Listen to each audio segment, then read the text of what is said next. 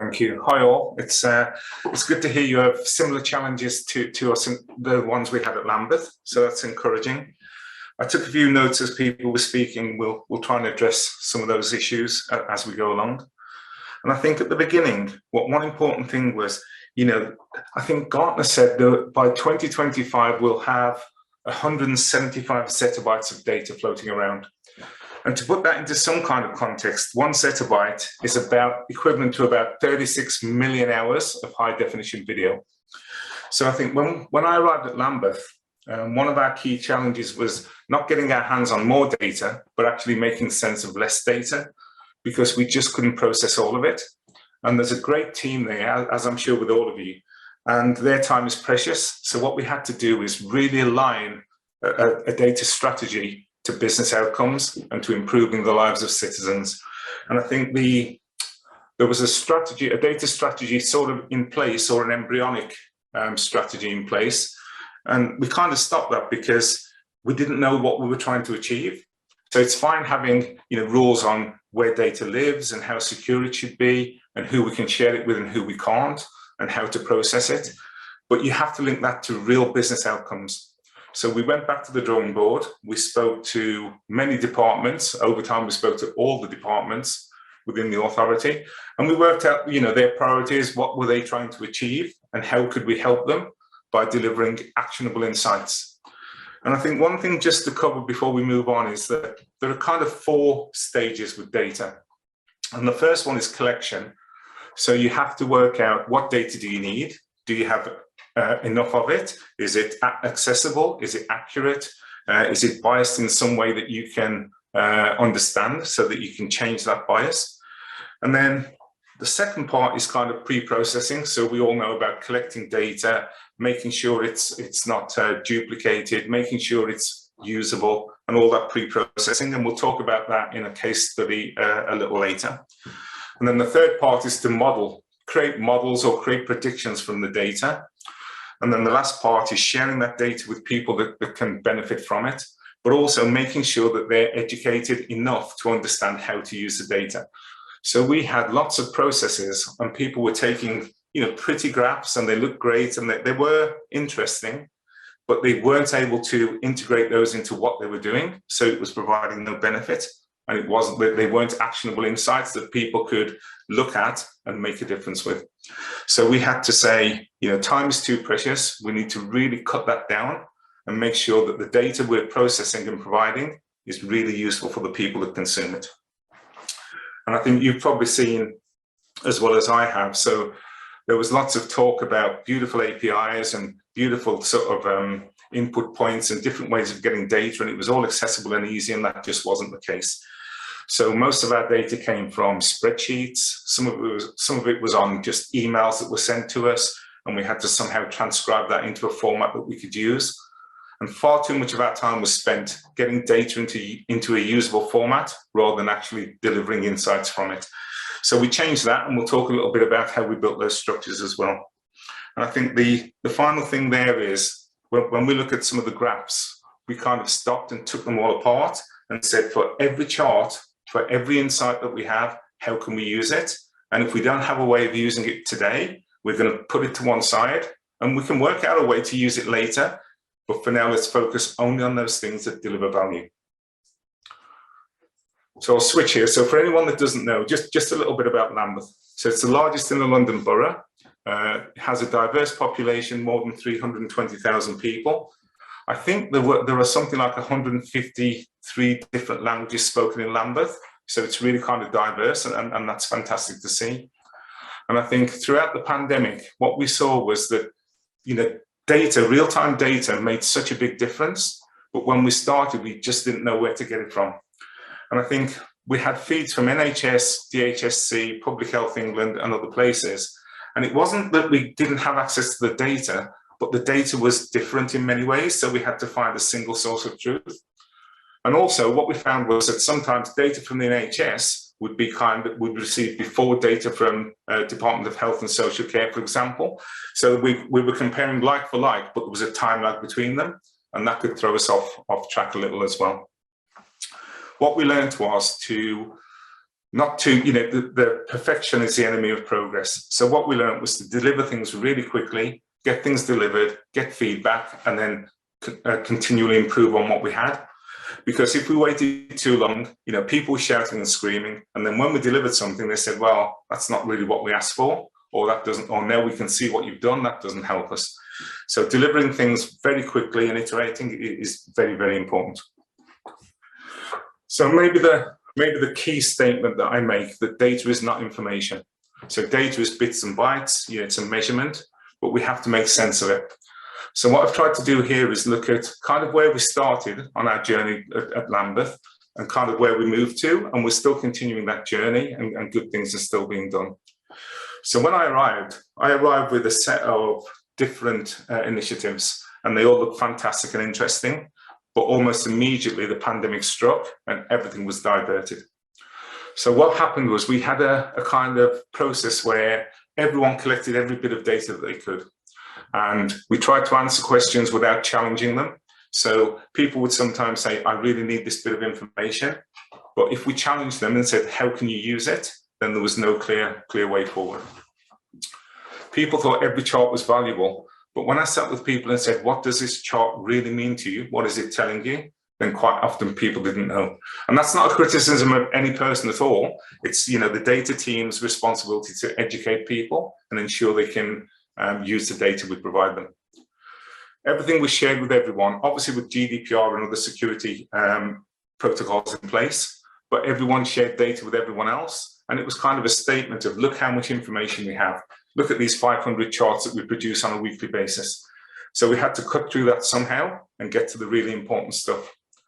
And also people would ask for things that they really thought they needed. But when we gave it to them, they looked and said, oh, that's not really useful, but if we could change this to this and change that from that and take that away and add this in, then it becomes useful. And what we found was we had, like everyone, a limited capacity, and that capacity just got used up more and more and more, and things took longer because we delivered them before we had a clear outcome. So some of the reasons that those things didn't work, so deliverables are not outcomes.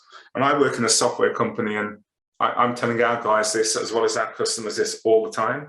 So, a deliverable might be a new set of double glazing, but that's not the outcome. The outcome is better heat efficiency, cheaper bills, more sound reduction, protection against burglary. So to understand the difference between deliverables and outcomes is really important.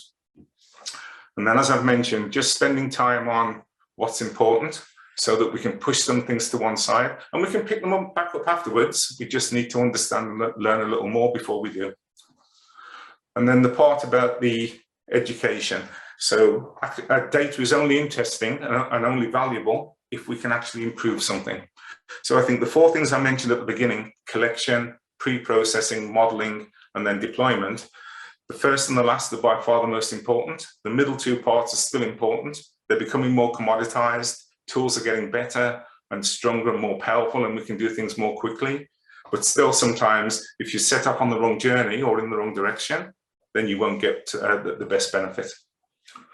So some of the things we started to do to make things better.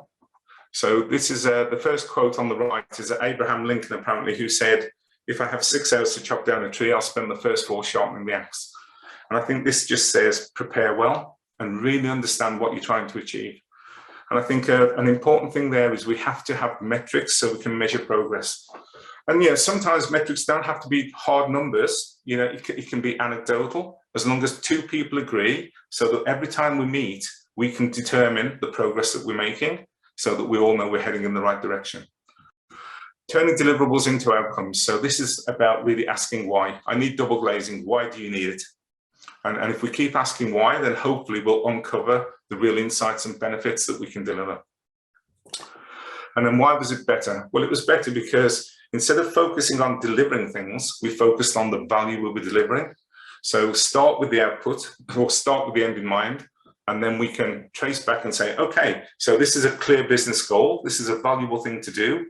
What do we need to support it? What data do we need to make that happen? Empower people to make decisions and remove things that distract them. So a lot of members on my team would come to me, and they're really good people, but they would say, I'm just struggling so much to get things done.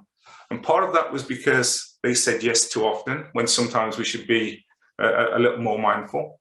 But equally, it was because there was no clear end. So I think you can get stuck in rabbit holes, especially with data and AI, where you think you get a little improvement and you think if I spend a little more time, it will get better and better and better. And sometimes you have to say no, because we had initiatives that were fairly simple, but they'd been running for 3 months before I arrived. And we just had to find it, had to agree when is enough and when can we stop and get that time back. And then also, sorry, I'll just move on. So I've got here, there are just three charts that we produced, and they're not chosen specifically for any other reason than firstly to show some of the information that we collected. And these were part of a dashboard that was delivered to the Gold Committee for Central Government, and recorded a number of things, as you can see. And the intention here is not to go through every item in detail, but just to point at some of the things and ask why. So this one thing here, this chart here about lateral flow testing. So if we look at ethnicity, then this is interesting. So it is interesting to know that 66% of the groups that were tested are identified as white in terms of ethnicity. But it didn't really tell us anything because we didn't know the distribution of different ethnicities throughout the borough. So until we had that information, it wasn't really telling us anything. So people would look and say, that's interesting, but interesting doesn't mean you can do anything with it. So this is really important. So we went through every item, pretty much on every dashboard and every report, and said, how can this be used to benefit either the way we work or the people we work for? And things like time waiting to be seen. So, okay, we can beat someone up with a stick and say, oh my goodness, people on average are waiting longer than 30 minutes at this particular test center. Excuse me. But that wasn't a real great benefit. But however, what we did was we took that data, and we also took the data of the travel, the distance that people had to travel to test centers, and that and the waiting time correlated with positivity. So we didn't quite resolve the end point of that, but we showed that if people waited longer, then on average, there was a correlation with higher test results. So at least that gave us something that we could look at and examine further and work out, is there something better we could do? Do we need to isolate more? Do we need to schedule differently? Do we need to somehow open sort of mobile test centers that are closer to people's residents? And again, just another couple of examples. So they're good charts, they have lots of numbers, but again, people would come to us, come to the data team and say, can we collect this information? So this is about test and trace support, isolation payments, the payments that are awarded and the ones that weren't. And it is interesting to know, but we couldn't get an answer as to how can we change it? How can this data help us do something better? And I won't labor on them, but here's a third one, which was around COVID enforcement. And again, we have a premise type and the number of enforcement notices, but we had to sit with stakeholders and say, how will we use this information? What can we do? How can people on the street make the place safer and make sure people are protected as much as possible? So I would just urge everyone to, when you're collecting data and when you're trying to produce a report, make sure that you understand the value behind it. And it's difficult sometimes because people will say, no, this is really useful information. I can't describe it to you. And sometimes it can be quite difficult, but we have to, with limited resource, the most important thing, I think the takeaway is that use your time to the best possible effect and always be working on the thing that delivers the most benefit for someone at any given time. So this is the part about always asking why. So as I've just mentioned, really, we looked at every metric and we worked out how can we use this measurement to improve the services we provide. And also, are the metrics truly representative? So this little graph on the left-hand side just shows differences between variance and bias, and we have to be really careful. So for example, there were 100 or so schools within Lambeth, and we had data from three or four of them on a weekly basis showing the absences that we thought were correlated to COVID-19. There were different schools each time. Sometimes they didn't reply, sometimes we got no data, and we just couldn't make sense of it. And yet it took 11 hours every week to assemble that data, and it provided no value. So ultimately, we managed to stop that, and we bought 11 hours back that we could spend on something that really made a difference. So again, just look at the reports, make sure they make sense, make sure they're delivering value, make sure the people that are consuming the data understand how to turn that into value, and that improved things, many-fold, many times for Lambeth.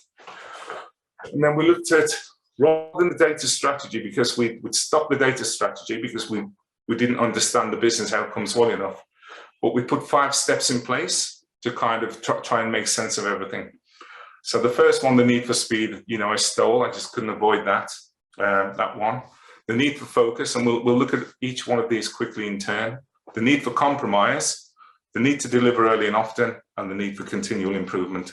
And I think focusing on each one of these things really helped us cut through a lot of the kind of noise and make sense of everything. So the need for speed, excuse me. So when we spoke to lots of the consumers and people that we work for within the council, then many people said the work the guys do is very good and very helpful. However, when we request something, it disappears into a pot and we don't see it again until it comes out. So there was no kind of measure of how long something would take. There was no way to measure progress that was being made. There was no way to accurately estimate when a piece of work might be available. So what we did, rather than build a lot of formality, we just built a really simple process. So we didn't have a method really for formally recording requests. What would happen? Someone would send something to me or to people I were working with. They'd kind of record it on an Excel spreadsheet and we'd share that around. And we wanted to make something a little better. So we got a simple process into place. We used Power Platform to build a really simple application where people could make a formal request. Then the diagram on the left shows that we'd have some internal qualification. So I had to stop every single request being done immediately, because it was just, context switching is really, really expensive. So something would come in, the person who was more senior requested something, what we were already doing was stopped, we switched on to something else and then switched back. And that meant it was just taking too long to get anything done. So we had to stop that. And the way to do that, or how we managed to do that, is we got smaller tasks. So we didn't commit to things that would take 4 months long. I mean, some programs take 4 months long, but we broke them into smaller pieces. And then the rule was that emergencies happen and sometimes we have to stop and switch direction, but that should be the exception rather than the rule. So what we did, we said, when we commit and we start something and we have a backlog of work and it's visible to everyone, so anyone can look, but once we start something, then unless there's a real emergency, we want to finish that before we continue.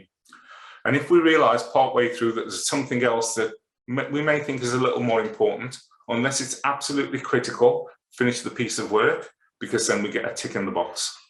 And when we did this, even after a few weeks, people were seeing that their requests were being fulfilled. We were saving all the context switching, so that was making us much more efficient. And people could see the progress that we were making. And what we started to do as well is, rather than, there was a kind of, some things we have to write down, we just have to do that. But rather than write down, demonstrate what we're doing is better than describing it. So if you have a data analyst and they're working on a dashboard, then if we can, let them continue doing that work and get that finished. And if someone wants to see the progress we're making, then actually sit them next to you, show them the dashboard. It may not be complete, describe the bits that are missing, but show them the real output. Because if you do that, they get a real sense of what's happening.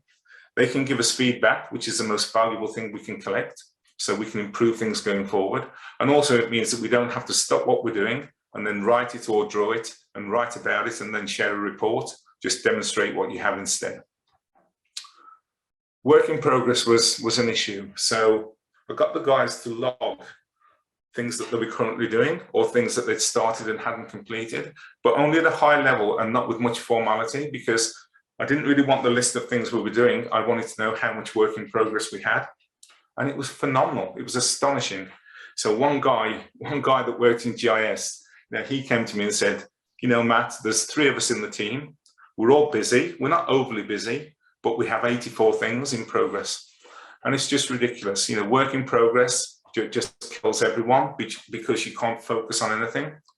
So we made a simple rule and said one person should be working on one thing ideally, but certainly no more than 3 at any given time.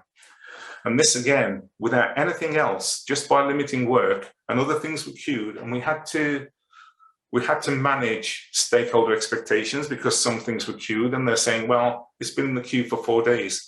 But what we would do is we'd get representatives together from different areas and we'd have a discussion and we'd do something, and I think I have a slide on it in a little while, effort value mapping. So we get different stakeholders, we say, you know, how valuable is this piece of work? How much effort do we think it will take to deliver it? And then we position things around, and in that way we can prioritize. And to begin with, you know, people think if you're working on something, it will always be delivered faster than if you're not working on something. But after a real short amount of time, people found out that wasn't the case. So because we were so much more focused, because there wasn't work in progress, you know, making us switch around all the time, you may have to wait a little longer before something starts, but things started dropping out the end of the pipe much more quickly. And after a while, everyone appreciated that. So I think work in progress is something else to really be mindful of. Let's move across. Yes, so this is the effort value mapping. So we did this within the data team, and actually the whole council did this on a broader context afterwards when we were looking at strategic objectives for the whole council. And you may have seen it before, but for those who haven't, just to spend a couple of minutes to describe how well this works. So what we did was we were all under lockdown, and I think the interesting thing was I must have worked with, you know, a couple of hundred people during 7 or 8 months at Lambeth, and I never and still haven't met any one of them, which is quite bizarre. So, you know, it's never the same online as being in a room, but we had some good tools where we could get people online. We have a tool called Miro that we introduced, and that's a collaborative workspace where everyone can get together and contribute. And what we often did was we got a set of virtual post-its and got people to write down their goals or the things they wanted to achieve. And then what we do as a group is position them kind of on this grid of value and effort. And what you find by looking here is the things on the top right, so they're high value and high effort, so they're more strategic, longer term goals. And the idea is not to be accurate, but just to have different items in relation to each other. And then top left is still high value, perhaps not quite as much as on the top right, but lower effort. So these are quick wins. And quick wins are great if you need to build confidence, or if there's something that you can really get done quickly, get some ticks on the board. And then bottom left, so, you know, lower value, but still reasonably low effort. So these are things that may have some limited benefit, but certainly won't be as much as the things above the line, but still things to consider. And these normally go on the backlog, but lower down unless something changes. And then bottom right, the low value, high effort, well, they're things that we shouldn't look at until something improves. And what we found is by doing this, it gave us a really good view. And also it gave us strategies for some of the bigger items. So there was an initiative to do something with housing disrepair that had been around for quite a long time. And the reason it hadn't started is because it was such a big problem. No one understood it well enough. No one understood quite what goals they wanted to achieve. No one knew the measurements to make to ensure we were making good progress. So what we did was we looked at it. It was a high value, high effort piece of work. No one could estimate it. So we decided to break it down a little. And we broke it down into 4 or 5 different initiatives. And what happens is when you break something down on the top right, they tend to move left. So they still have high value, but they take less effort. And that's another way of moving things from the top right that are hard to start into a more accessible kind of quick win scenario. So this is a really good thing to do. We do it with our private clients as well as public clients. And it's sometimes people look at it, and I had 15 people in a virtual room. And once we put all these things together on the chart, everyone looked and said, if you'd have come into the room and told us that lived there and that lived there, we wouldn't have believed you. But now we've done that as a group exercise, we can see that actually the relative importance and effort involved is you know, consensus amongst us. So it's a good exercise. So the second one is the need for compromise. So, you know, what I've said here is when demand exceeds capacity, something has to give way. And I think here it's all about good project and scope management. So what happened many times in Lambeth is people would provide really exquisitely detailed requirements, which, you know, they think they're doing a great job, and they are, and that's really valuable for us. But, you know, the idea was that until every single T is crossed and I is dotted, we haven't finished. And there was no compromise or challenge. So what we started to do is sit with people who made requests and say, look, we can deliver 80% of this with 20% of the effort, you know, Pareto's law. So if we give you 80%, that's still valuable, and we get 80% of our effort back to help someone else. And again, it can be a challenge, but if we have fair and meaningful conversations, people buy into that and everyone gets more as a result. So, you know, I think I mentioned perfection is the enemy of progress.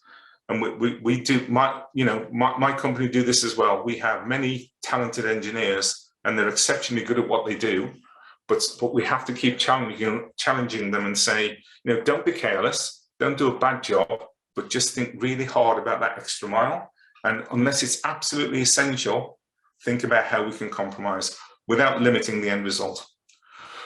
The thing about diminishing returns. So sometimes, you know, I would see people and it's kind of, they work on a project and they say, I'll have it delivered by Monday. And Monday, they don't manage to do it. So by Tuesday, they think, okay, I can get it done by Wednesday. It's not too bad. And then Wednesday comes along and Thursday, and by Friday, they're wishing they'd put their hand up on Monday. So I think we have to be really careful about diminishing returns. And what we put in place was people saw a red flag as a problem. And we changed that attitude. And we said, look, a red flag empowers you. So if someone raises a hand and waves a red flag, people jump into action and help to resolve it, rather than saying, oh my goodness, there's a red flag, what have you done wrong? So we had to change mindsets a little. But once we did, people were so much happier to put the hand in the air earlier rather than later and say, look, I have a problem. Can someone help me, please? And this was a really powerful thing. And, you know, we never, ever compromise safety, of course, and we never, ever compromise people's, you know, personal information. Of course, those things are set and fixed and can't be changed. But still, there are many, many, many parameters that we can look at and we can make a difference. So the need to deliver early and often. So, you know, if we look at things in a sensible way, then if we're delivering value, then the earlier we deliver it, the better. And what we found was, instead of people spending weeks sometimes in creating huge tomes of requirements and details, then what we did was we got together, we sketched out a high-level process or a high-level requirement, enough to begin, and then we started that journey, and every day sometimes we'd give feedback and provide information and get feedback from people so we could improve. Because no matter how good the requirements are, and no matter how much a need is required on day one, by day 2 or 3, something changes. So let's not write all that up front and then spend all of our time updating it as we go. Let's write just enough to continue, keep collecting feedback. And quite often people would say, now I've seen that information, actually, it would be better if we did this. So it saves them time as well as us.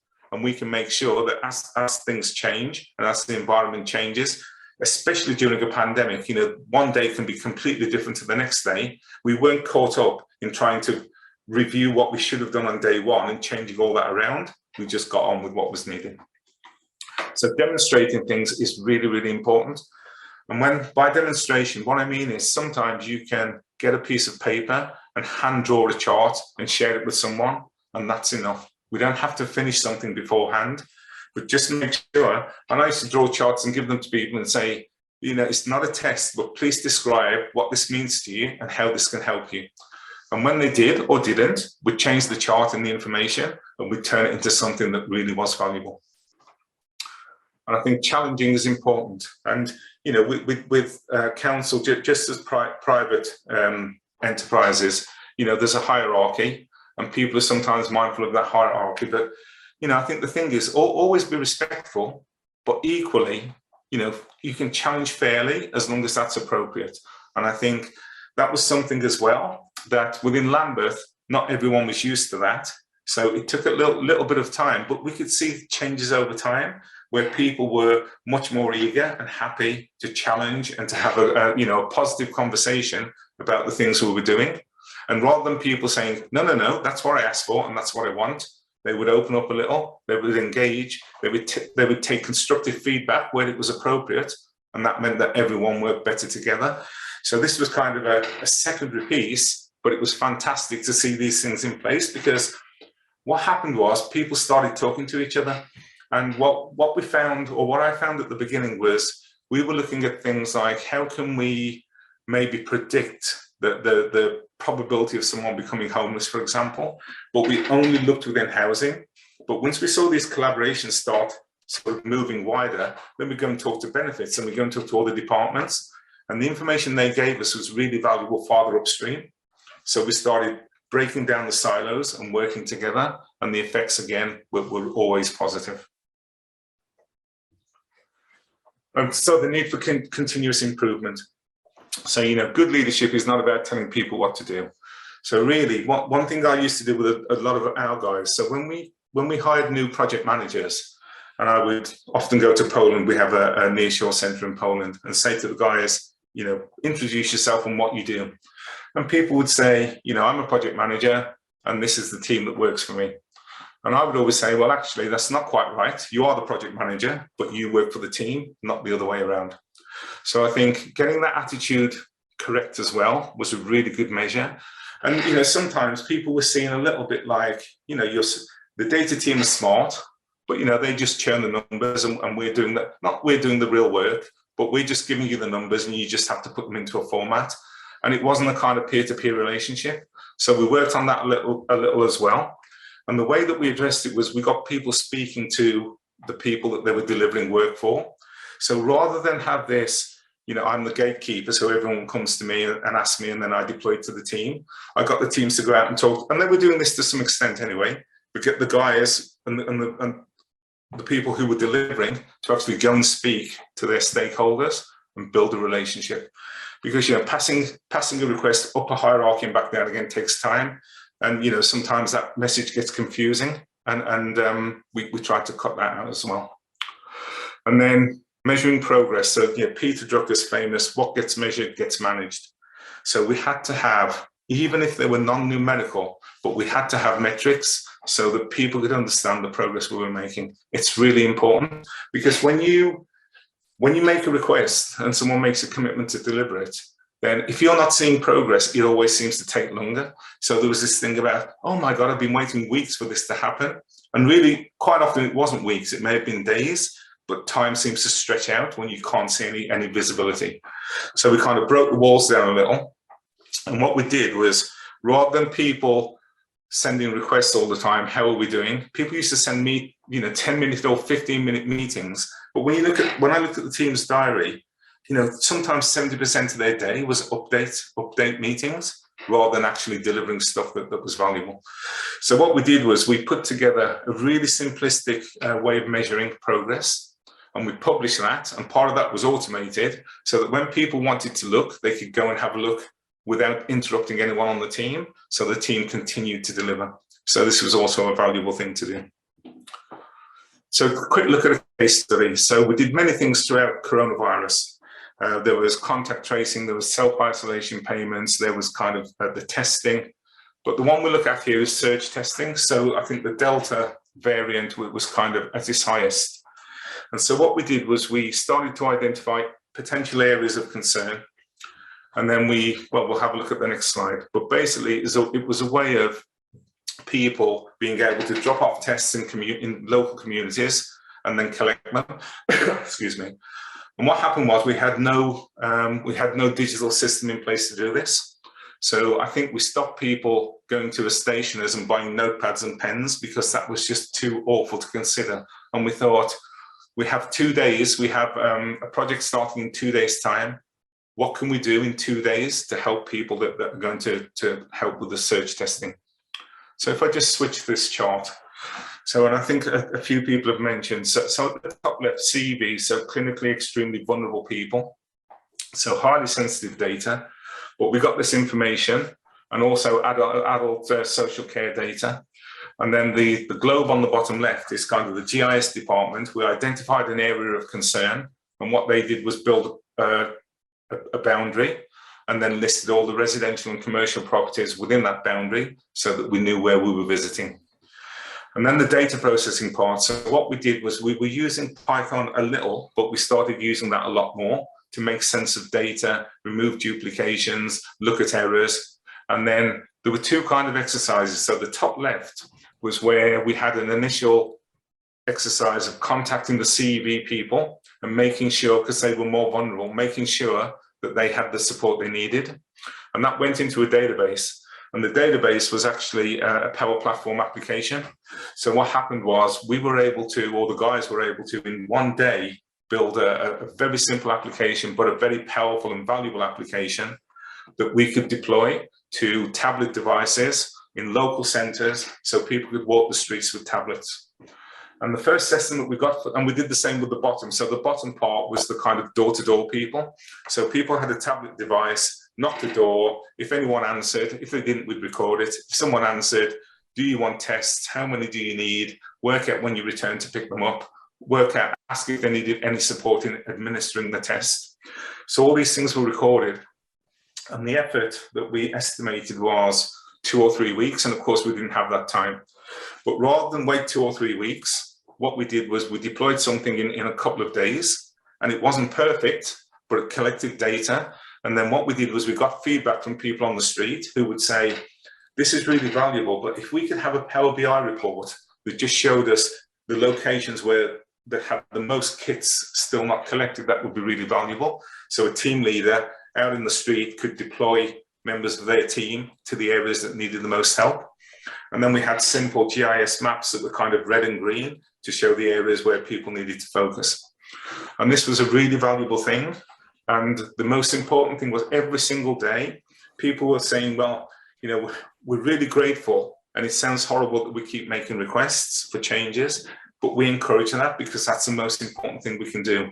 And when people said, you know, there's this chart or this chart, we would just say, which one is more valuable? Which one do you want first? And that way we could just only focus on true value. And it wasn't theoretical. So even though many things that we said were correct, once you get into the street and once you're actually doing a job, then of course things are uncovered.